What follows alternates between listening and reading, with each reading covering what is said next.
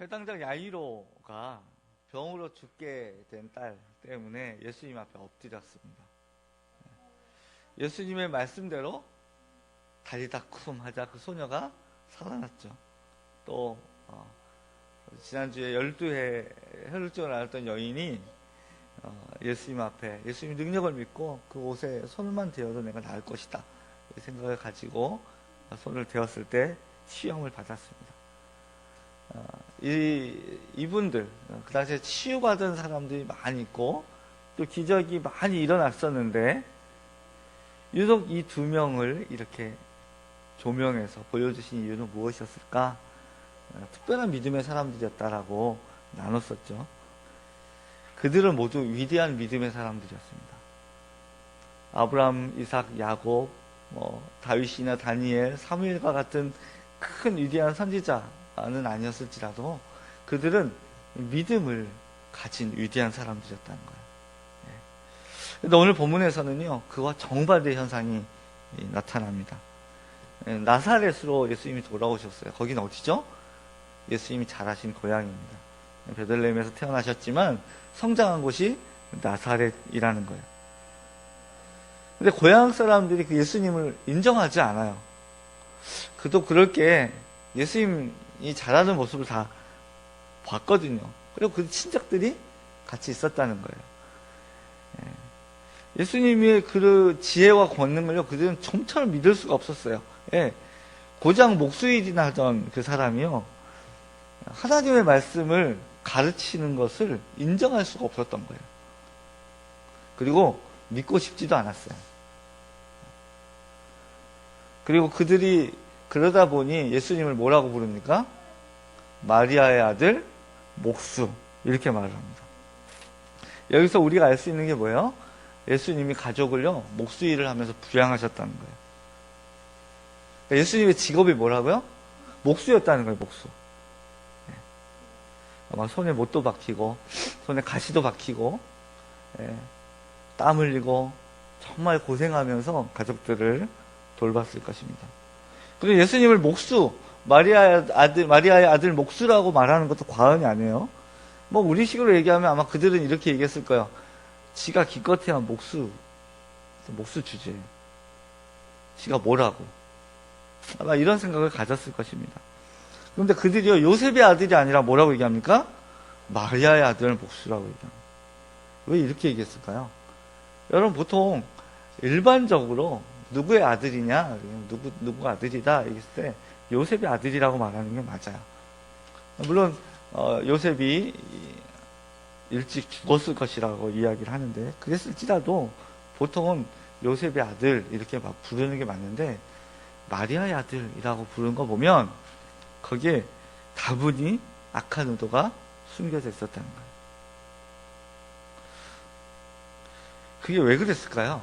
그들은 예수님이 어떻게 태어나는지를 알아요. 어쩌면 이 예수가 요셉의 아들이 아닐 수도 있다는 사실을 그들은 끄집어낸 거예요. 물론 요셉과 마리아가 약혼을 한 상태이긴 하지만 아직 결혼을 하지 않았거든요. 결혼을 하지 않았는데 태어났어요. 이걸 그들은 알아요. 여러분, 사람이 얼마나 악한 줄 아세요? 예수님이 인정하지 않고 싶은 거예요. 예수님을 멸시할 의도가 그들에게 다분히 있는 거예요. 이게 약점이라고 생각되면 아주 집요하게 파고들어서 상대방이 파면할 때까지 포기하지 않는 근성. 옛날 일본 시대의 말로 표현하면 곤조가요 있어요. 곤조라는 표현 아세요? 아유, 곤조가 장난이 아니야 이렇게 얘기해야 돼. 제가 볼 때 이 근성이란 말보다는 곤조라는 표현이 훨씬 더 적절할 만큼 그런 악한 마음이 있어요. 이런 악한 마음이 인간들에게, 사람들이 있기 때문에 하나님이요 근심하셨다는 내용도 있어요. 창세기 6장 5절 6절을 보면 이렇게 말씀합니다. 여호와께서 사람의 죄악이 세상에 가득함과 그의 마음으로 생각하는 모든 계획이 항상 악할 뿐임을 보시고 땅 위에 사람 지으셨음을 한탄하사 마음에 근심하시고. 이게 사람들의 본성이에요. 사람들이 이래요. 그러니까 예수님의 출생의 내력을 잘 알고 있다고 자신하는 거예요. 그런데 그런 예수를 선지자로 여기고 그의 마을에 감동하고 많은 사람들이 따라다니는 게 어땠을까요? 못마땅한 거죠. 뿐만 아니라 예수님은 친척들에게도 배척을 받았습니다. 우리가 전에 살펴본 것처럼 예수님의 가족들이 예수님 미쳤다고 생각을 해서 예수님을 데리러 막 억지로 데려가려고 오죠. 그리고 그들이 지금 나사렛에서 복음을 전하시는 예수님을 믿고 있지 않은 상태예요. 여전히 예수님에게 문제가 있다고 생각하는 상태라는 거예요. 그 대부분은요, 예수님이 부활하신 때까지 예수님을 믿지 않았어요. 그러니 가장 가까운 친척들과 가족조차도 예수님을 돕기는커녕 반대하는 세력이었다는 거예요. 여기서 우리는요, 아주 중요한 사실을 좀 발견할 수 있어요. 우리 5절과 6절 말씀을 한번 같이 읽어보도록 하겠습니다. 5절과 6절입니다. 시작. 거기서는 아무 권능도 행하실 수 없어 다만 소수의 병자에게 안수하여 고칠 뿐이었고 그들이 믿지 않음을 이상히 여기셨더라. 이에 모든 촌에 두루 다니시며 가르치시더라.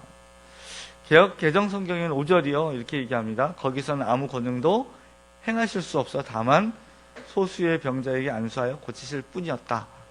어떻게 보면 예수님이 믿음이 없으니까 능력이 제한돼서 못 고쳤다 이런 뜻으로 보이지만 실상 본래의 뜻은 그게 아니고요.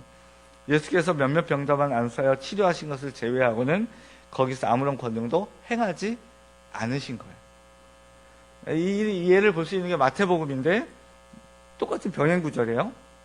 마태복음 13장 58절에는 이렇게 되어 있습니다. 그들이 믿지 않음으로 말미암아 거기서 많은 능력을 행하지 아니하시니라. 여기서 주목할 게 뭐예요? 믿음이라는 거예요. 아무리 자기에 대해서 잘 아는 사람이라고 할지라도 그리고 심지어 가족이고 가장 가까운 사람이라고 할지라도요, 믿음이 없으면 하나님의 역사가 일어나지 않는다는 거예요. 하나님의 뜻에 우리의 믿음이 반응할 때 거기에 하나님의 놀라운 역사가 일어난다는 거예요. 그래서 히브리서 6장 11장 6절은 이렇게 말씀합니다. 믿음이 없이는 하나님을 기쁘시게 하지 못하나니 하나님께 나아가는 자는 반드시 그가 계신 것과 또한 그가 자기를 찾는 자들에게 상 주시는 이심을 믿어야 할지니라. 네, 믿음이 없으면 하나님을 기쁘시게 할 수 없어요. 믿음이 없으면 하나님의 역사가 일어나지 못해요. 믿음이 없으면 예배하는 우리조차도 하나님의 마음 가운데 흡족하지 못할 수 있어요. 네, 믿음은 이렇게 중요하다는 거예요. 그러나 고향 사람들은 또 가족들은 예수님께 나왔던 수많은 사람들, 아까 말씀드린 야이로나 혈루증을 앓았던 그런 사람들과는 달리 예수님을 배척하고 믿지 않았다는 거예요. 이게 우리가 오늘 본문에서 배우는 첫 번째 단락의 내용이에요. 그리고 두 번째 단락은 무엇인가 하면 예수님이 제자들을 둘씩 이제 파송하는 내용입니다. 보통 여행을 갈 때는 어때요? 미리 저녁에 어때요? 미리 그 여행짐을 쌌죠. 큰 패키지 안에다가 필요한 세면 도구라든지 그리고 의복이라든지 또 필요한 것들을 다 준비해 놨다가 아침이 되면 일찍 이제 여행을 떠납니다. 그런데 예수님은 지팡이, 양식, 돈도 절대 가지고 가지 말라고 하세요. 본문을 보면서 왜 그러셨을까? 좀 이해가, 이런 궁금증이 생기지 않으셨습니까? 네. 여러 가지 이유가 있지만 첫 번째는 훈련 차원이었기 때문에 그렇습니다. 아예 파송하기보다는 이제 나중에 완전한 파송을 하기 전에 이제 어떤 훈련 차원에서 그들을 복음을 전하게 보내셨기 때문에 그렇게 많은 것들은 필요하지 않을 수 있었다는 거예요. 네.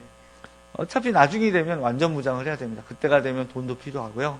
그때는 의복도 필요하고 지팡이, 양식 다 필요할 거예요. 그때가 되면 이제 정말로 예수님이 십자가에 못 박혀 죽으시고 부활하시고 승천하신 이후에 그 이후에 그들은 정말 홀로 나가야 돼요. 그때는 다 필요해요. 지금은 아직 다행히 누가 계세요? 예수님이 계시기 때문에 훈련하고 있는 것이다 라는 거죠.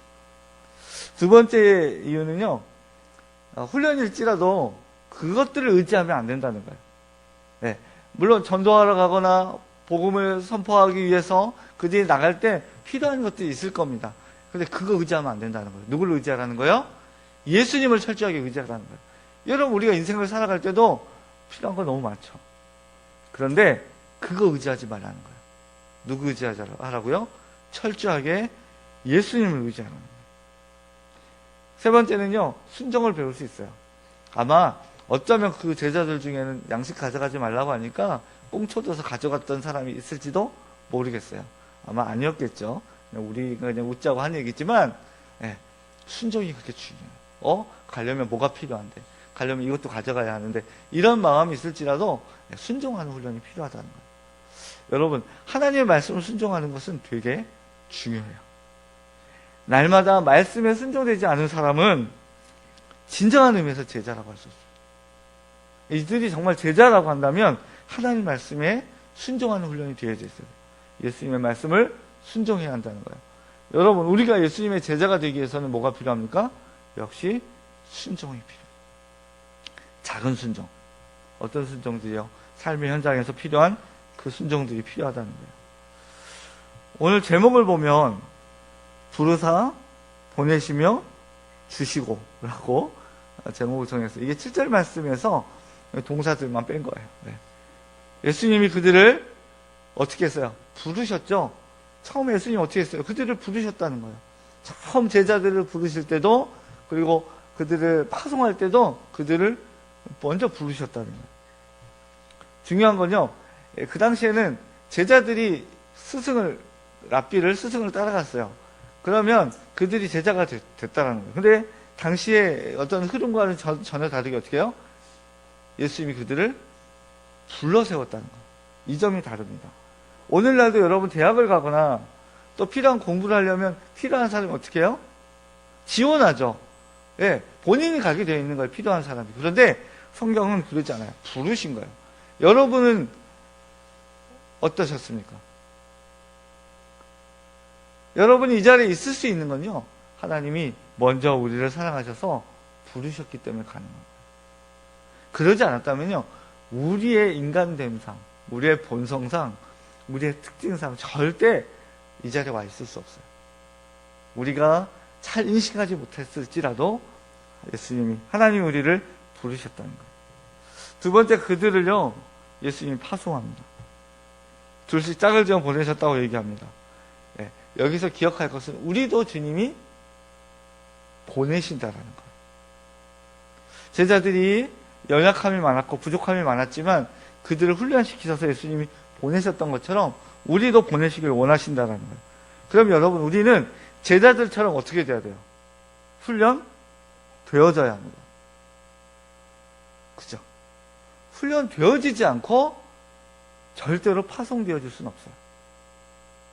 지난번에 말씀드렸던 것처럼, 예, 훈련되지 않은 병사는 적보다 무섭다 그랬죠. 예, 훈련되지 않으면 오히려 하나님 나라를 망칠 뿐이에요. 하나님의 복음을 바로 전하기 어렵다는 거예요. 전 여러분이요, 말씀 안에서 훈련되게 되기를 바랍니다. 여러분, 주님이 여러분을 세상에 보내실 때, 여러분에게 중요한 하나님 나라 일을 맡기실 때 무엇을 가지고 가실 거예요? 어떻게 가실 거예요? 문제는요, 오늘날 그리스도인들은요, 하나님이 우리에게 주신 성경조차도 제대로 알지 못해요. 하나님의 말씀조차도 잘 알지 못해요. 심지어는 수십 년간 교회를 다녔는데 무엇을 믿는지도 몰라요. 어떻게 하면 구원을 받는지조차도 모르는 분들이 정말 많습니다. 그런 분들이 어떻게 증인이 될 수 있겠습니까? 그런 분들이 어떻게 예수님이 제자로서 소금과 빛의 역할을 감당할 수 있겠습니까? 오늘날 어떤 교회는 절대로 말씀을 가르치면 안 된다고 하는 교회도 수두룩합니다.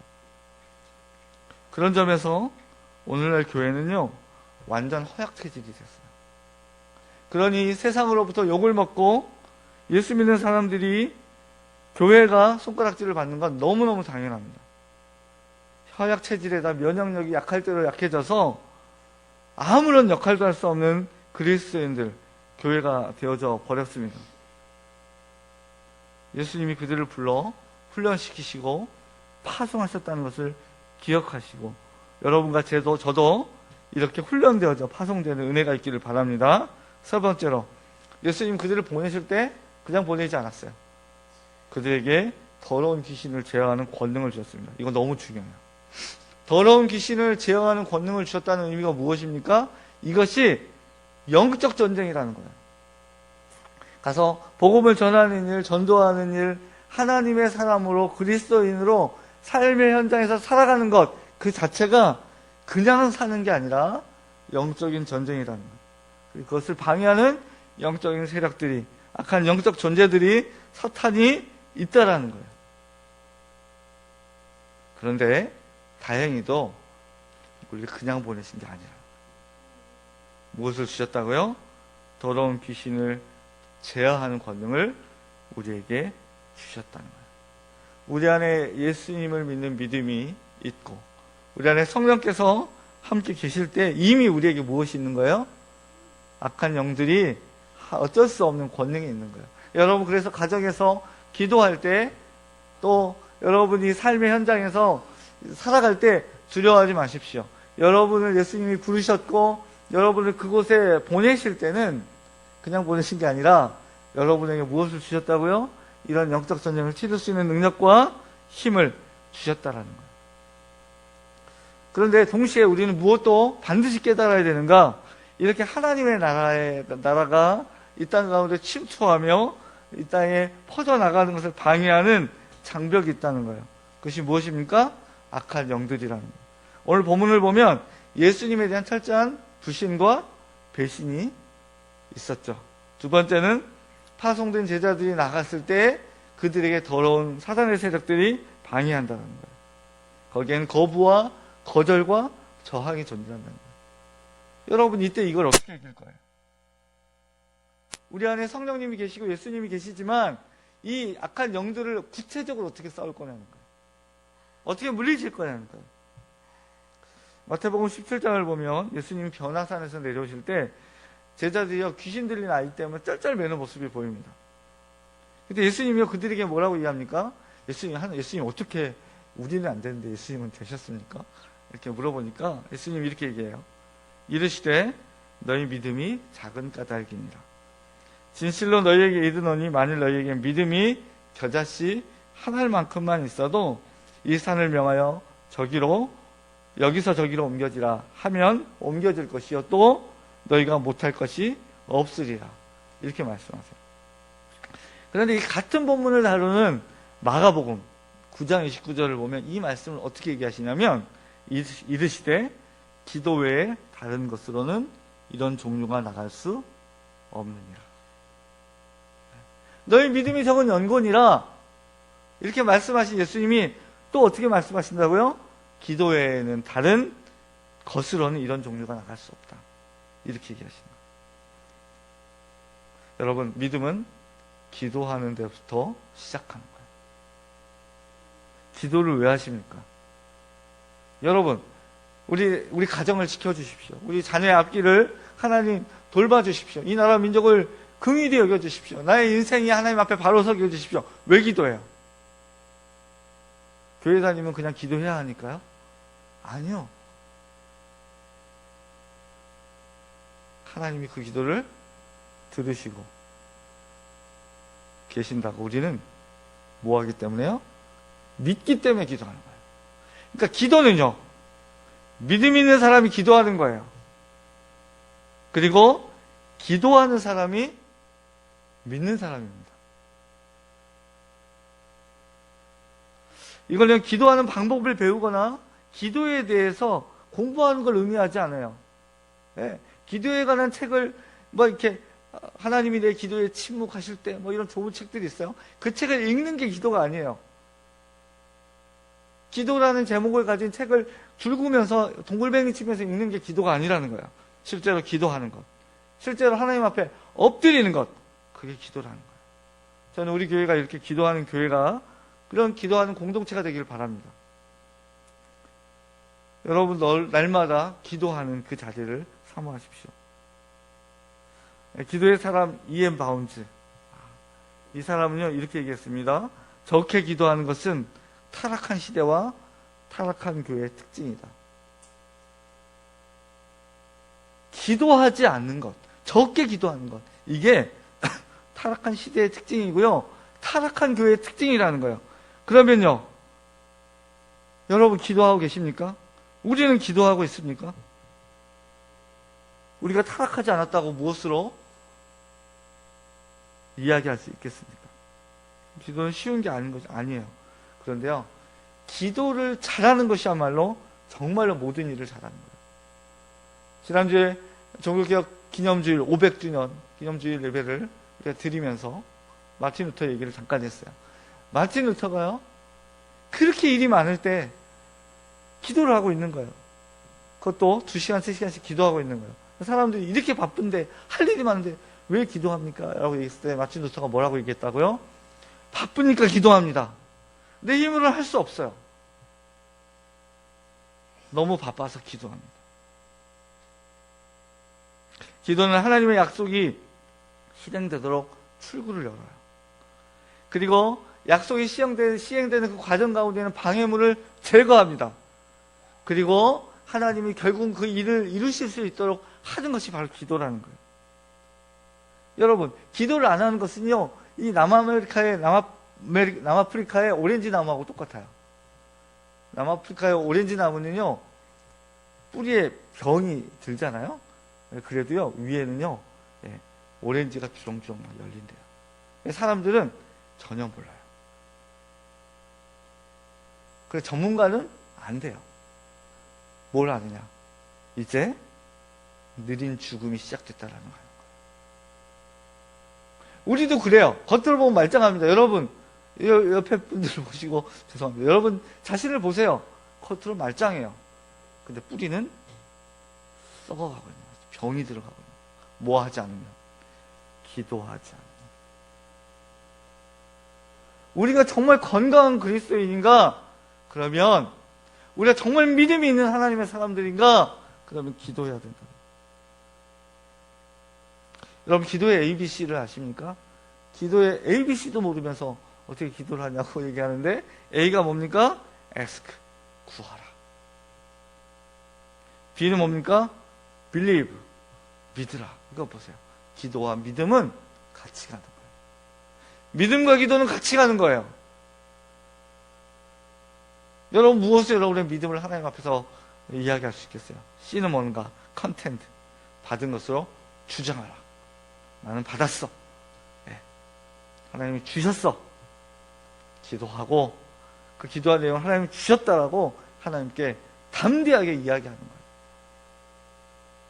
여러분, 초대교회는 위기가 없었습니까? 위기가 있었어요. 위기가 많았지만 가장 큰 위기가 뭐예요?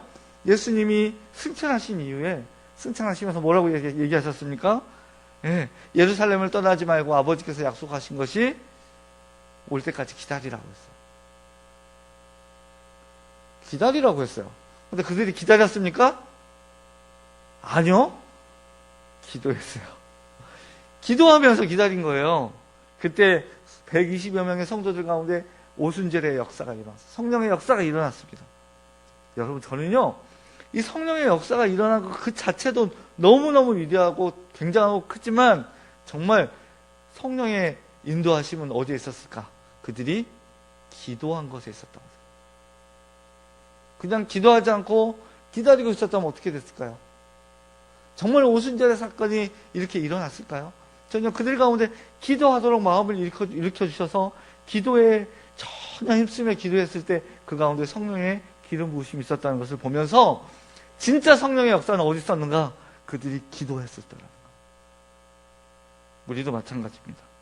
여러분, 위기를 극복할 수 있는 건 어디서 오는 거예요? 기도할 때예요. 두 번째 위기는요, 헬라파 유대인과 그 다음에 히브리파 유대인의 갈등이 있었을 때예요. 헬라파 과부들이 구제에서 자꾸 빠지니까 교회 갈등이 일어났어요. 그때 사도들이 7집사를 선출합니다.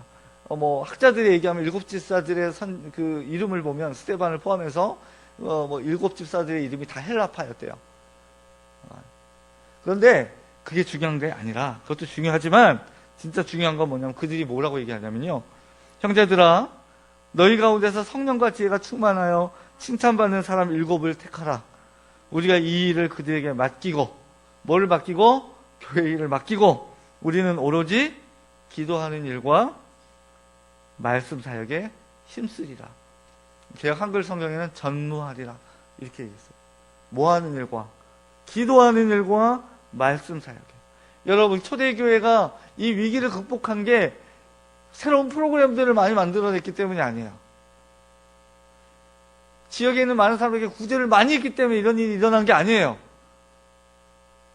이 사람들이 어떤 다른 특별한 일정들을 만들어냈기 때문에 그랬던 게 아니에요. 이들에게 무엇이 있었기 때문에 믿음 가운데 기도하고 기도 가운데 기도한 것을 믿었기 때문에 이들 가운데 이런 일들이 일어난 거예요. 그랬기 때문에 구제할 수 있었고, 그랬기 때문에 부흥했고, 그랬기 때문에 정말 필요한 교회 프로그램들을 만들고 체계를 만들고 그리고 선교할 수 있었던 거예요.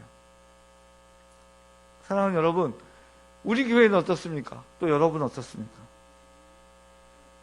예수님조차도 믿음이 없는 사람들에게는 또 믿음으로서 구하고 고쳐달라고 치유해달라고 문제를 해결해달라고 하는 그들이 없었을 때 예수님조차도 기적을 행하지 않았어요.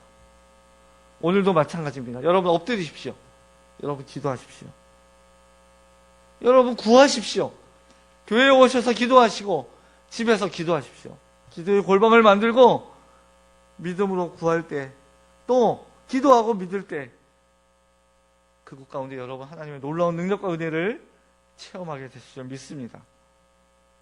마지막으로 예레미야 29장 12절 13절 말씀을 읽어드리고 마치겠습니다.